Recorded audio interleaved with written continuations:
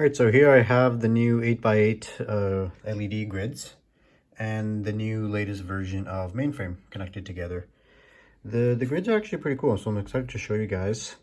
As you can see, they're pretty thin, pretty light, and about the size of, I guess about the size of your palm.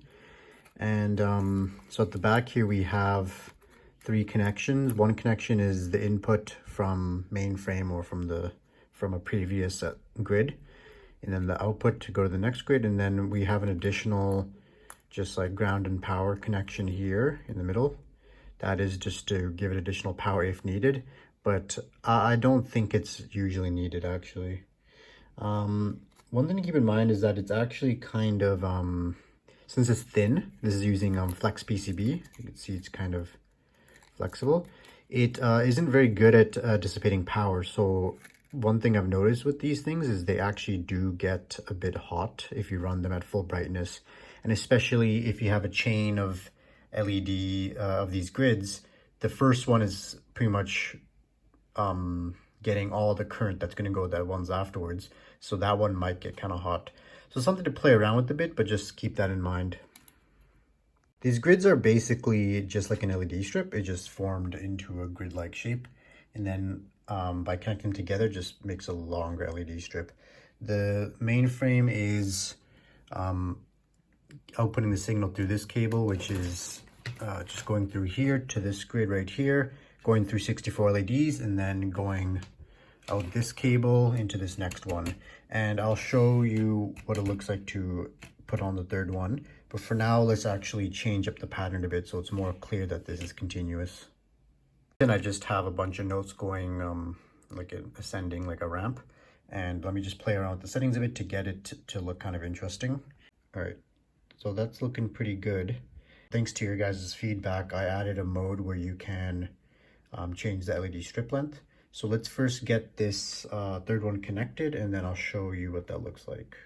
Pretty straightforward. I just took the output from this one and it just goes through a cable into this third one right here. But right now the MAINFRAME is actually only sees the strip as a just pretty much 64 times 2 LEDs long, and it doesn't go this third one yet. So let's change that, and I'll show you how to do that. So hold these 3 buttons down, 1, 2, and now you could actually turn this knob, and that white dot means like the max LED strip length. So then it'll start, as you can see, it'll go right to the next one like that. And then it'll go to the next one. Yep. So let me just go all the way to the end here, and and you can see the way the light moves. You can see how it's basically, these grids are basically just an LED strip that's scrunched up into a grid.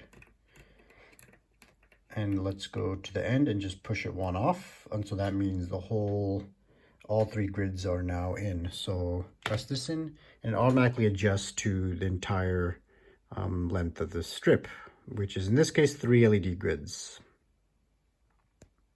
We could play around with the settings a bit more to make the pattern a little more different. I mean, this looks interesting and all, but I don't think it's exactly what you guys are looking for. So let's, yeah, so now it's a bit more continuous like that. It's kind of cool because you can see it actually is fairly bright, and this is not even at the maximum it could go. Let's see. And I'm just testing the heat right now. You should always kind of double check that. The first one, as I said, is all the current that's powering all these is actually going through this cable into this one. So this is actually going to handle the most current, so it will get the hottest. So just kind of keep that in mind. I think if we try to push it a bit and go to make it all white, and then make it the brightest it can go, and then turn down the decay a bit. So now it's just pretty much just like bright white like that. It's getting warm. But yeah, so actually one thing to look at, one thing I want to demonstrate right here is how the color actually changes. So this one right here is kind of the purest color, is just white. And I don't know if the phone is exactly demonstrating it properly, but it's just pure white. And then when you get to this one, you can kind of tell the difference. It's actually more yellow, and that's because it just becomes more predominantly red. I think it's I guess it's the blue that falls off a bit. So yeah, basically as the longer your strip gets, and if you don't power it from this side, it tends to go towards red. And I think this, I mean, it could be okay. Just something to keep in mind that like when you're shooting, like, you know, this might throw off the you know, how you expect the colors to show up. And the way to avoid this is to just power this other side here. And if you were to power this other side, then you could actually probably fit another grid on here, another 2 grids on here, then power the far end, and that would solve this issue. Just something to keep in mind. I mean, maybe, you know, if I were to actually, let's go back to saturation. Actually, sorry, let me just make this decay. If I go back to saturation and bump this up, and then let's just make this one color. So turn off modulation. Now it's just red. So yeah, so like when you look at just red, it kind of doesn't matter. Let's change the decay back. Sorry. Okay, so it just stays on. Yeah, so you know, it's this discoloring effect. It's really only visible when it's as bright as it could be at white. But let's say right now it's just red, and they look pretty much the same. We could play around with the color bit so I can show you it. Maybe it doesn't actually matter. Let's see. So right now it's kind of a yellow green. Now it's blue. Now it's going into magenta. Yeah, it's, I don't know if it exactly shows up on the phone here, but the colors look pretty much exactly the same. This one's like slightly less blue, but it's really not that different. If you're gonna go pure white color, then the discoloration on the third one might be more visible and something to keep in mind. But if you're doing a fully saturated hue like this, it might not actually matter. Heat-wise, yeah, heat-wise, you could actually see that this one, it's actually pretty clear that this one's, it's not hot, but it's quite warm. This one is a little warm, but not as much. And then this one's pretty normal. So just when you're using this, and if you're kind of gonna, you know, overdrive it a bit with more than, I say, 2 grids, and you're going to 3, 4, then just something to kind of keep in mind and keep an eye out for. Thing I've done here has been with just one channel just to demonstrate these grids, but now I've actually added 3 channels here. Each are just kind of the same thing, just kind of a ramping pitch here, all the same, but now instead I have the second one going to channel 2 and then the third one going to channel 3. I went ahead and changed all the settings for all the zones, so it's actually more visible. I put zone 1 as red, zone 2 is green, and zone 3 is blue. And now they're all just combining to make white and a bit of like other colors mixed in there a bit. But this is just because they're all stacked on top of each other. Let me first turn off zone 2, this is just zone 1 and 3, and it's more purple now. But if I just turn off zone 3, it's just red. So what I'll do is actually I'll go into zone 1, go into the output range, and this is offset and this is the range, and I'm going to set it for the first grid. And I need to actually press this button, and if I hold this button, turn it, it'll actually change the range. So let me just do that right now. All right, so that is now zone 1 is going to, it's limited to this grid right here. Perfect. And now if I go into zone 2, same thing, but let's actually turn on zone 2 right now. So zone 2 is in there.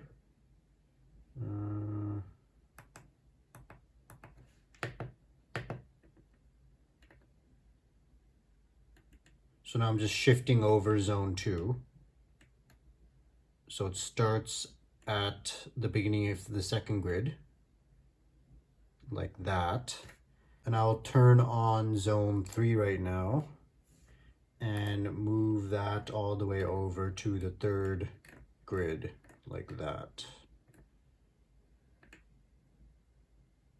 Okay, perfect. Now zone 1, which is the first The first track on Ableton is restricted to this grid right here. Zone 2, which is the second track, is restricted to this one, and then Zone 3 is restricted to this one. And I did that by changing the output range parameter on all three zones and fixed it towards, or fixed it within its own grid. So now what I'll do is I'll actually set these, I'll set the grids up around to light up a subject, and I'll kind of play around with different effects from there. All right, I got all three grids kind of set up in a very haphazard way, but it's maybe good enough for a demo. So I've taped the red one to this other mainframe right here, but pointing a bit down. I got the green one attached to this ring light right here, facing down. And then this blue one on the C stand, all taped using masking tape. It works for now.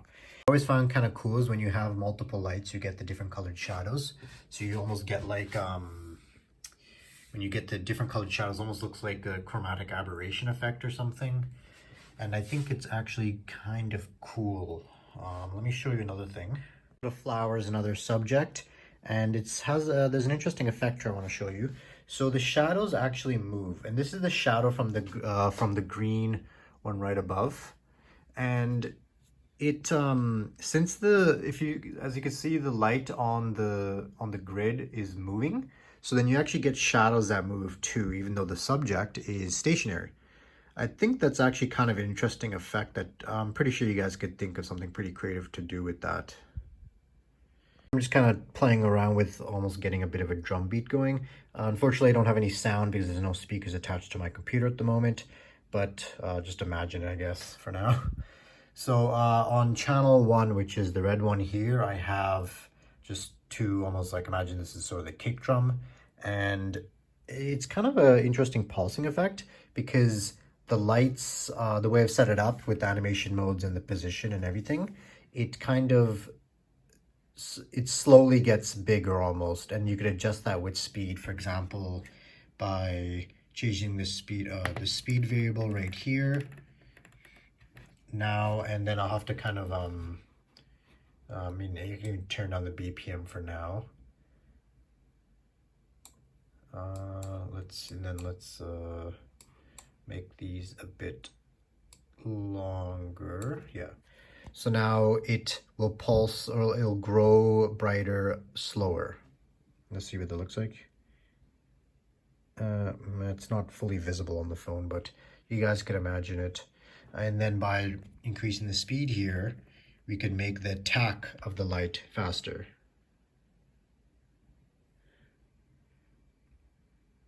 So now I have zone 2 set up in an interesting way. So it actually is on the strobe effect right now. And that means pretty much all the LEDs in that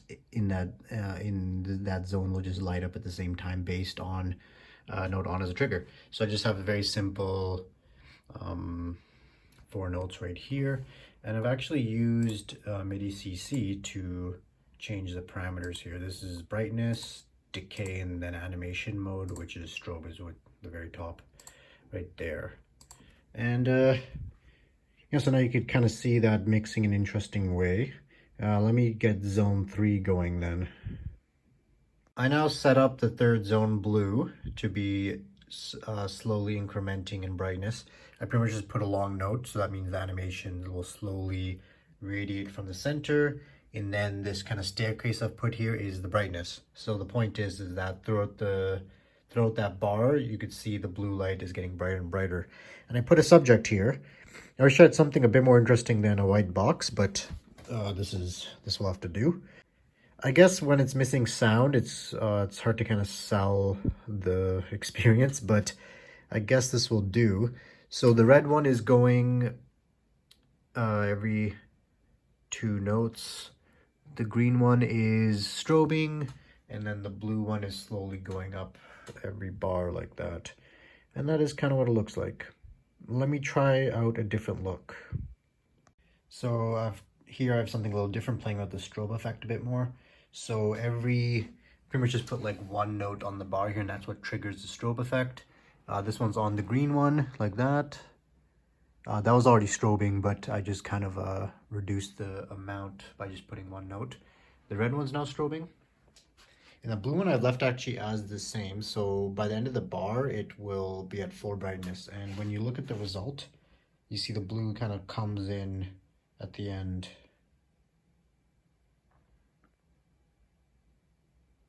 One thing to kind of try maybe is actually just upping the BPM to see what it looks like. So if I push that up higher.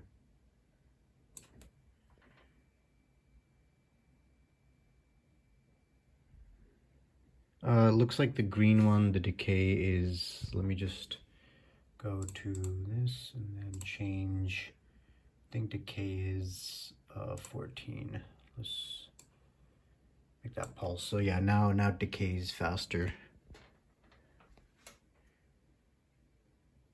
Yeah, kind of crazy. One last thing, I actually got a 16 by 16 grid right here, and it's pretty crazy, pretty much what you expect out of it. It's equivalent to 4 of those little 8 by 8 grids. One problem with this, and I'm a little afraid to actually sell it, is that the overheating issues are especially bad with this guy. It gets hot really quickly, and to the point where like it starts to kind of smell like burning electronics and would get too hot to even touch. So it becomes almost like a safety issue, and I'm not sure if, like, unless it is sold with some sort of a heatsink at the back here, like an aluminum thing that this attaches to solve that issue. I don't know if it's like, I don't exactly feel comfortable selling it because it becomes a safety issue.